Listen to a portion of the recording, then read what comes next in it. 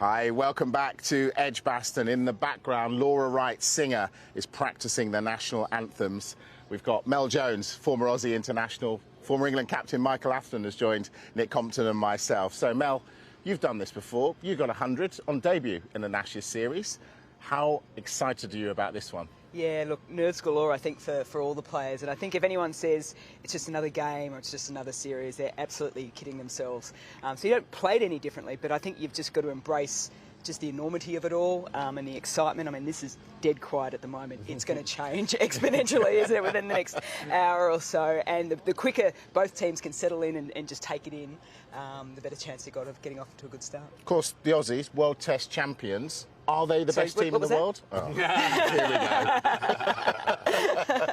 Are they the best team in the world? Well, they've got the title to say it at the moment. I think most importantly for the Australians was that over that 2-year cycle, they had massive tours away to India and Sri Lanka and Pakistan and came away with points there. So there's certainly a confidence within the group to be able to perform well on the big stage away from home. Michael, can you call this one, this series? No, absolutely not. It's impossible to call, I think. But huge anticipation. I think it's probably not since 2005 have we anticipated an Ashes series this eagerly. You've got two teams coming to the boil at the right time. England are 11 from 13 in the last year under Stokes. Aussies obviously World Test champions, as you said. But more than that, I think there's just an underlying fascination about how these slightly different philosophies will go when they clash. England's, basballing, freewheeling style against an Aussie team that certainly last week against India looked very, very drilled and disciplined in the slightly old-fashioned Aussie way. Old-fashioned Aussie way. I'll leave that there. Old-fashioned. I thought we had Douglas Charlie. Oh, there it is. Getting out to the middle. Well, England, of course, freewheeling, as Mike said. Now, you spent some time with the skipper, Ben Stokes, didn't you, yesterday? We can have a little listen to that to see about Stokes' philosophy.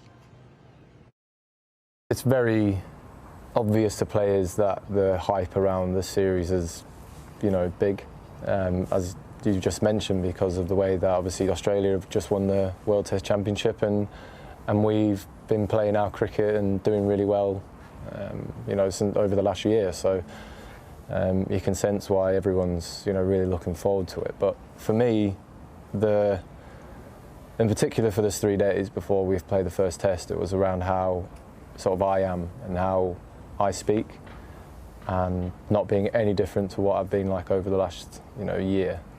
Because if I did speak any different, if I did start being a little bit, I don't know, more serious or more, I don't know, then the lads would see that and think, why is he being different? Mike told me that actually that's the most brilliant interview, so you've got to watch it in full in our cricket coverage. What lunchtime didn't you say? We're running it. Well, I'm not sure I quite said it's the most brilliant interview, but it's worth listening to. How did he seem? He looks relaxed there in his bucket hat. Amazingly relaxed. It's a day yesterday where the day before the game, captains of both sides are put under enormous scrutiny. They go in and do a million interviews. They do the big written media, then they'll do a private one for the English written media. There'll be endless interviews for television and various radio stations. So it was funny, we were doing it up on the balcony, and halfway through that interview, the PA system suddenly started blaring out tunes as if we were in Ibiza at 1 o'clock in the morning. And we had to stop for about 10 or 15 minutes. But he was unbelievably chilled about it. And, I can imagine myself back in the day, I might have been slightly on tenterhooks. But he sat there, he was absolutely helpful and seemed very calm. But I think both captains will be happy once the toss is out of the way this morning, and actually they can just get on with the business of playing. All the hoopla and the hype, we kind of feel it. I think the players now, once the game starts, will just go into that slight bubble in their dressing room and shut it all out. Nick, who's got the better captain? Ooh, what a question. Can't you ask one of them that? Look, I think Ben Stokes has shown himself to be an outstanding captain. I think if you go back sort of 2 years, would we have, predicted Ben Stokes to have the impact that he has? And I'm not sure we would have. In Australia, I think Pat Cummins has got a big job in his hand. Yeah, in many ways, Australia have almost played in a way where Pat hasn't had to do a huge amount. The team's quite experienced. The players know what they're doing.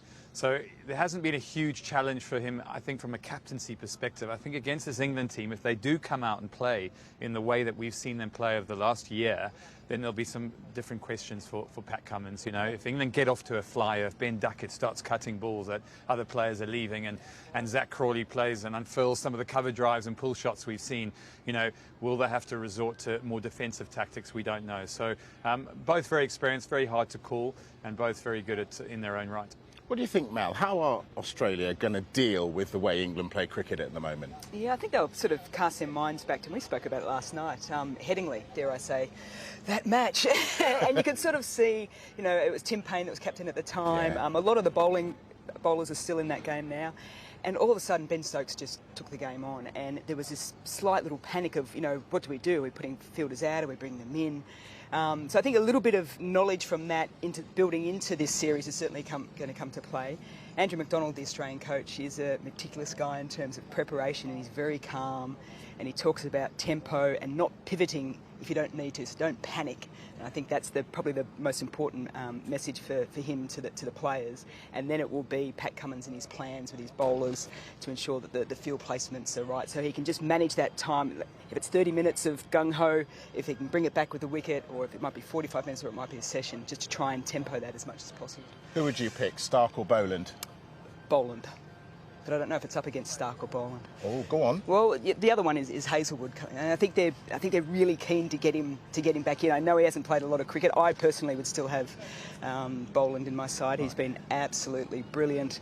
It'd be interesting to say what the England players, who would they not want to face, might be another question as well. But yeah, it's Boland for me every day of the week. What do you think? Who don't the England batsmen want to face? I think if Hazelwood was at his peak, he would get in the team. But the issue with Hazelwood is his body. He's played 3 first-class games, I think, since the last Ashes Test match that he played in Brisbane, which is 2 years ago.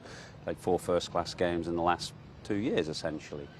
Constantly having these niggles. So that's the question, really. And in his absence, Boland has come in and done unbelievably well. I mean, his figures at the moment are like late 19th century figures. You know, he's averaging 14 with the ball. It's ridiculous. And he bowled brilliantly last week in the World Test Championship final. So it is a tricky call for them.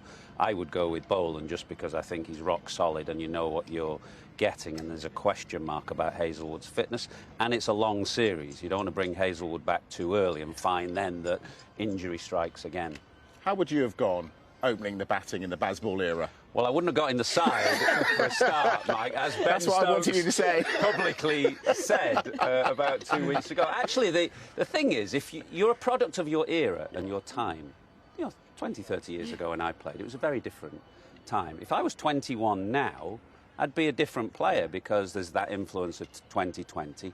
And also, as a young player, if you want to get in this England side, you have to, well, as an opener, you still, as Nick would tell you, you still have to show the capability of defending and soaking up pressure when you need to. But you also need to have the ability to get in this side run by Ben Stokes. You need to have the ability to put the pressure back on the bowlers. So that's what I'd be looking to do. Would you have loved to have, would it have freed you up to say, I'm going to open the batting in this You'd kind have played of era? like Dennis. I'd have been sweeping the fence ball. I think it would have helped hugely. I mean, look, to be backed by your captain, to be backed by your coach in a way where they're saying, hey, we don't mind if you make a mistake, keep playing that way. And we don't mind if you make another mistake, keep going that way. I think that would benefit any cricketer. And to know that you can go out there and actually free yourself up and play in a different way. The question mark is, do you have the ability to do that? And I think that's where it comes down to selection. And they've got players here who can do both. You look all the way down that order. They've gone with Bairstow instead of Folkes. He's come back. And can he play in the same vein that he has in the last 18 months before his injury? They've got all the names, all the players. But playing that sort of way against a quality bowling attack like this, defence will come in at some point. Can they keep out the best balls against the best bowlers in the world? And that would be the big question mark for England. We've been talking about key matchups all morning. Here's another one. Who's got the better off spinner? That would be Australia. And I think the record proves it as well. And I think for Nathan Lyon as well, over the last few years, there's probably a bit of a question mark in 2019 about his 4th innings bowling. Can he bowl Australia to wins? And what we've seen over the years in Australia and overseas is that he's been able to do that. And it's not just because you've got Mitch Starc at 6 foot whatever, making space for him and divots and that it's more so that his consistency. He hasn't got caught up with needing extra deliveries. He's just backed his skill set over and over again. He's got some wonderful captaincy behind him as well and support in the field. And I think he mentioned himself that India was a big tour for him because that's where spinners get judged a lot. I think this one for him is right up there as well. Yeah, OK. We're just running out of time. I've been asking everyone. Who wins it? Michael? Oh, I think... hard to call, but Australia haven't been in England for 20 years here since I played. It's that long ago. So I start with England in home conditions, given their run of form, being slight favourites. Mel? That's the whole series because we won here in 19. Here. Yeah. Yeah, okay, just clarifying that one.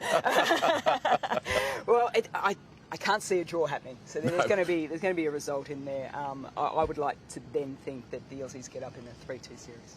Wow, it's going to be brilliant. Thank you so much for joining us on the sea. I didn't tell anyone that you were born in England. There we go. English, a pom.